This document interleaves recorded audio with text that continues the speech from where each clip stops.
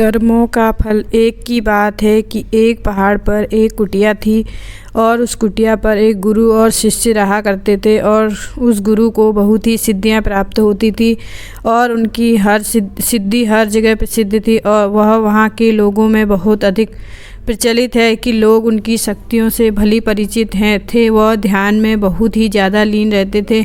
कई बार वह दो तीन दिनों तक ध्यान में बैठे रहते थे, पर वह कुछ खाते नहीं पीते थे। उनके ध्यान की शक्ति की खास बात यह थी कि वह ध्यान करते करते भविष्य में देखने में सक्षम थे। एक बार ऐसे ही वे ध्यान में लीन थे तो एक देखते थे कि अगले 8 दिनों के बाद उनके शिष्य की मृत्यु तय है और यह भविष्य देखे और वह अत्यधिक व्यग्र हो जाते हैं और परेशान होते हैं। उनका ध्यान एक भंग हो जाता है और वह सब बातों से घबरा जाता है और सोच में डूब जाता है कि मेरे शिष्य के पास जीवन में केवल 8 दिन शेष हैं।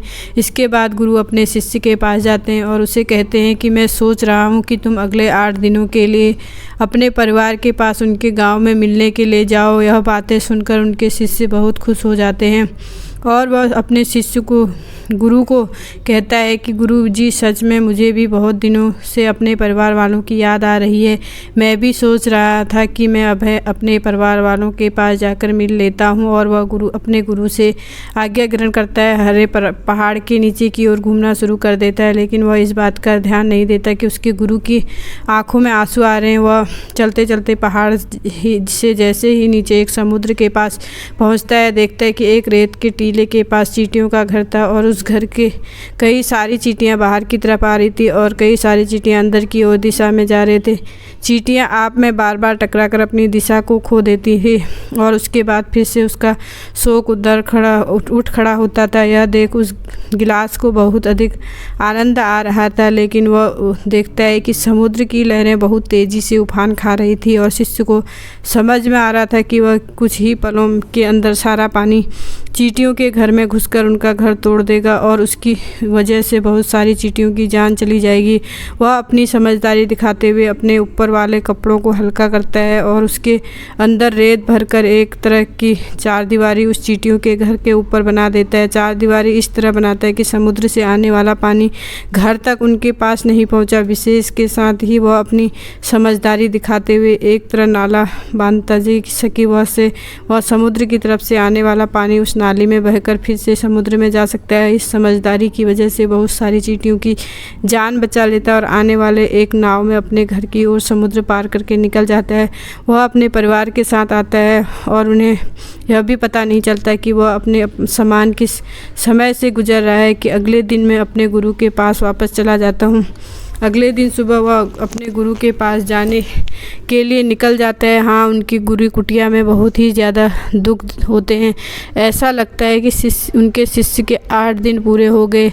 अब तक तो मेरा शिष्य इस दुनिया को छोड़कर जा चुका होगा। वह गुरु उसके दुख में होते हैं कि एकाएक वह देखते कि कोई उनकी कुटिया की ओर आ रहा है। जब वे ढंग से देखते हैं तो उनका पता चलता है कि यह शिक्षा का शिष्य है जो उनकी ओर चला आ रहा है। वह दौड़कर एकाएक अपने शिष्य के गले लग जाते हैं, अपने शिष्य का हालचाल पूछते हैं और शिष्य यह देखकर चौंक जाता है। गुरु को समझ नहीं आता कि उनका देखा हुआ भविष्य गलत हो गया है। वह अपने शिष्य से पूछते हैं कि बेटा, कर इन 8 दिनों में क्या क्या। यह शिष्य अपने परिवार के साथ मिलकर सारे पलों के बारे में बताता है, लेकिन उसके गुरु को ऐसा कुछ भी इन 8 दिनों में खास नहीं लगा। फिर शिष्य कहता है कि मैं आपको एक बात बताना भूल गया। जब इस पहाड़ी से नीचे समुद्र की ओर गया था तब मैंने ऐसे ही एक चींटियों की जान बचाई थी। गुरु समझ जाते हैं कि उसके कर्मों की वजह से ही वह शिष्य शिक्षा पाया था। गुरु एक कहते कि कर्म अवश्य लौट कर आता है। तो साथियों, इस कहानी से हमें यह सीख मिलती है,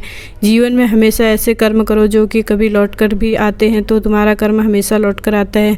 तो हमेशा किसी का भी बुरा ना आकर्षित, ना ही किसी का बुरा करें, सबका बुरा सोचें और यदि कोई बुरा भी करे तो उसे भगवान के भरोसे छोड़ दें, क्योंकि भगवान ना सभी को एक दिन सब कर्म अवश्य वापस आते हैं। दोस्तों, आशा करती हूँ आपको हिंदी कहानी कर्मों की कहानी पसंद आएगी और काफ़ी कुछ सीखने और समझने के लिए मिली होगी। ऐसी ही कहानी पढ़ने के लिए वेबसाइट को ज़रूर सेव करें और अपना एक कमेंट ज़रूर करें। Thanks for watching.